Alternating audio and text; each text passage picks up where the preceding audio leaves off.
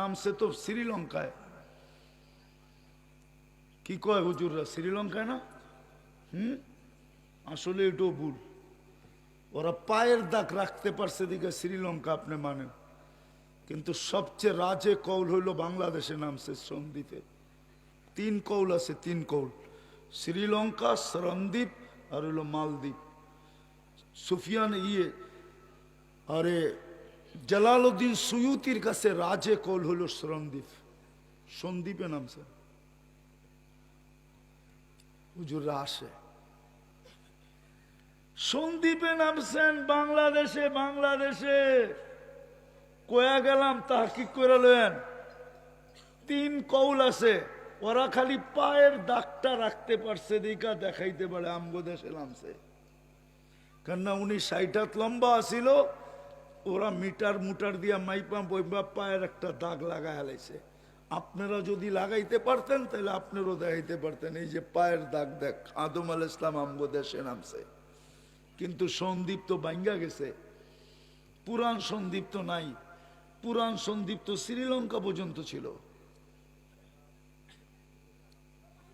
হুজুরে তো চোখ বড় করতেছে, পুরান সন্দ্বীপ তো শ্রীলঙ্কা পর্যন্ত যে ঠেকছিল, এত বড় সন্দ্বীপ ছিল। এটা সমুদ্রে ভাঙ্গা ছোট করছে। ওই দিন তোমাদের কেমন হবে, কেমন জুতা তোমাদের কপালে মিলবে। উমিতাতিস সালাহ, যেই দিন মসজিদ থাকবে নামাজ থাকবে না, ওই দিন তোমাদের কপালে কেমন জুতা মিলবে। চিৎকার দিয়া গেছেন 1400 বছর আগে। মা বিকুম ইদা উমিতাতিস সালাহ ওয়া কুবিলাতির রাসা ওয়া ইউবাউদ্দিন বিআরদিন ইয়াসির মিনাদ দুনিয়া। ওই দিন তোমাদের কেমন দুরবস্থা হবে। চিৎকার দিয়া গেছেন।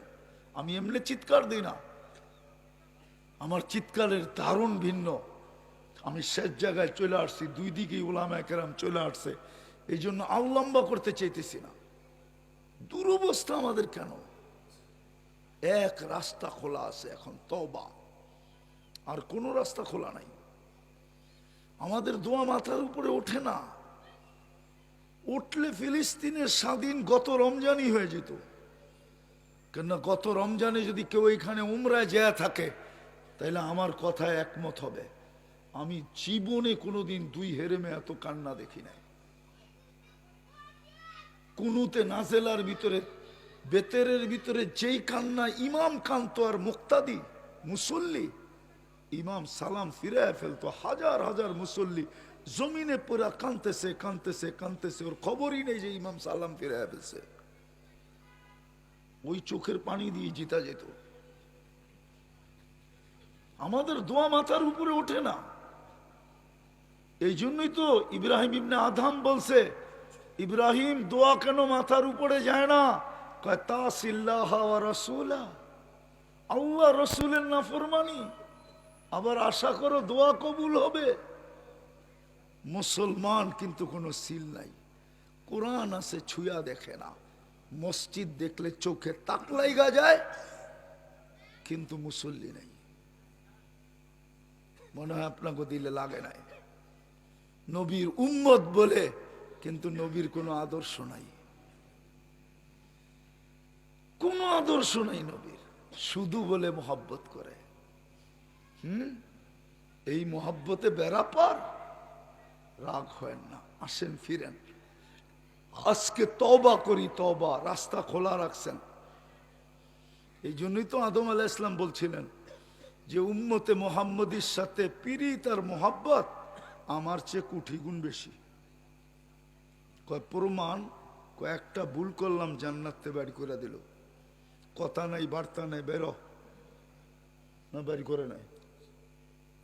উম্মতে মুহাম্মদী সারাদিন গুনাহ করব, রাত্রে ডাইকা ডাইকা মাফ করবে, আবার জান্নাত হাতে উঠায় দিয়ে দিবে।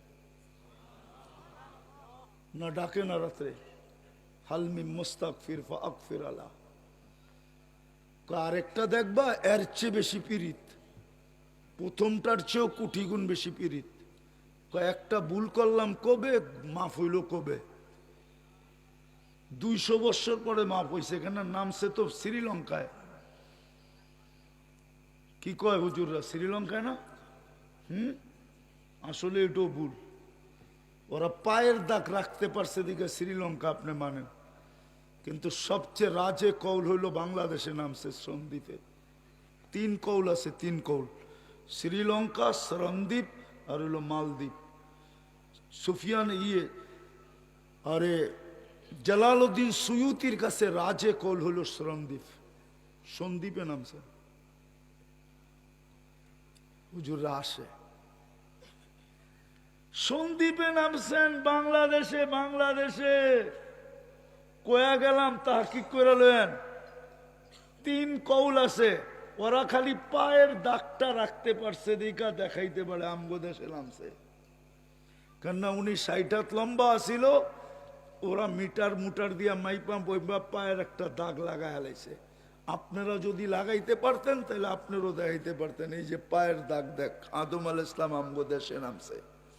কিন্তু সন্দ্বীপ তো ভাঙ্গা গেছে, পুরান সন্দ্বীপ তো নাই। পুরান সন্দ্বীপ তো শ্রীলঙ্কা পর্যন্ত ছিল। হুজুরে তো চোখ বড় করতেছে, পুরান সন্দ্বীপ তো শ্রীলঙ্কা পর্যন্ত যে ঠেকছিল, এত বড় সন্দ্বীপ ছিল। এটার সমুদ্রে ভাঙ্গা ছোট করছে। আর মসজিদ খালি রেখেন না, আর খালি রেখেন না, খালি রেখেন না, খালি রেখেন না, খালি রেখেন না। তাইলে এই আয়াতের ভিতরে এই কথা আসতো না, এই কথা আসতো না। ইন্নামা ইয়ামুরু মাসাজিদাল্লাহি মান আমান ওয়া আকামাস সালাহ ওয়া আতাজ যাকাত ওয়া লাম ইয়াখশা ইল্লাল্লাহ। মসজিদ খালি দেখা আমরা সারা দুনিয়াকে ভয় পাই। মসজিদ যদি বড় হইতো, রব্বে কাবার কসম সারা দুনিয়া আমাদেরকে ভয় পাইতো। যদি আমাদের গায়ে কাপড় নাও থাকতো, পেটে ভাত নাও থাকতো, পায়ে জুতা নাও থাকতো, মাথা গুচার ঠাই নাও থাকতো, ক্ষুদায় যদি আমাদের চামড়া বটেও যেত, আবু হুরায়রার মতো যদি রাদিয়াল্লাহু তাআলা আনহুর মতো ক্ষুদার তাড়নায় যদি আমরা বেহুশ হইতাম, তো সারা দুনিয়া আমাদেরকে ভয় পাইতো। এই আয়াতের ভিতরে ইঙ্গিত আছে, ইঙ্গিত ইঙ্গিত ইঙ্গিত। আজকে সারা দুনিয়াকে আমরা ভয় পাই শুধু মসজিদ খালি দেখা। অঙ্গীকার করেন শুধু নামাজ পড়বো না, নামাজ পড়বেন না মসজিদ পড়বেন? কোনটা পড়বো? এবং মসজিদ মুসল্লি দিয়া 1 ওয়াক্ত ভরা দেন, 1 ওয়াক্ত, 4 ওয়াক্ত বড়ন লাগবে না, 1 ওয়াক্ত ভরা দেন। জুমায় যেরকম মসজিদ বড়েন, ফজরে বড়া দেন, এতটুক সংখ্যায় ফজরে বড়া দেন। আমি আপনাদেরকে কসম খায়া উলামাদের সামনে বলতেছি, বিজয়ের ঝান্ডা কালকে থেকে উঠতে থাকবে, বিজয়ের পালা কালকে থেকে শুরু হবে। ফজরে শুধু বেড়া দেন, ফজরে 4 ওয়াক্ত পড়তে হবে না।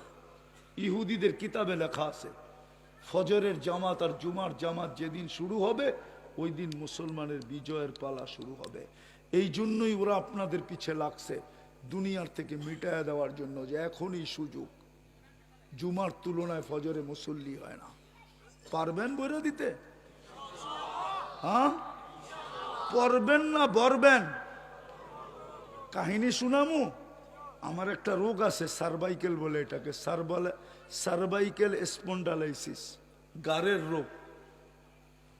তো আমি এক আমেরিকান ডাক্তার দেখাইতে গেছি, তো আমাকে বলতেছে, তুই তো 5 ওয়াক্ত নামাজ পড়স, তোর তো এই রোগ হওয়ার কথা না।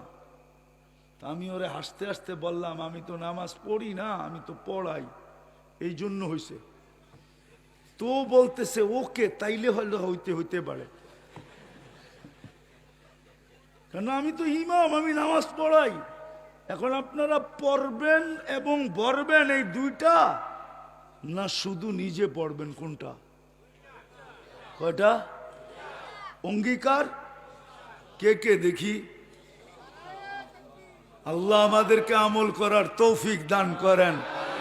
ওমা আলাইনা ইল্লাল বালা।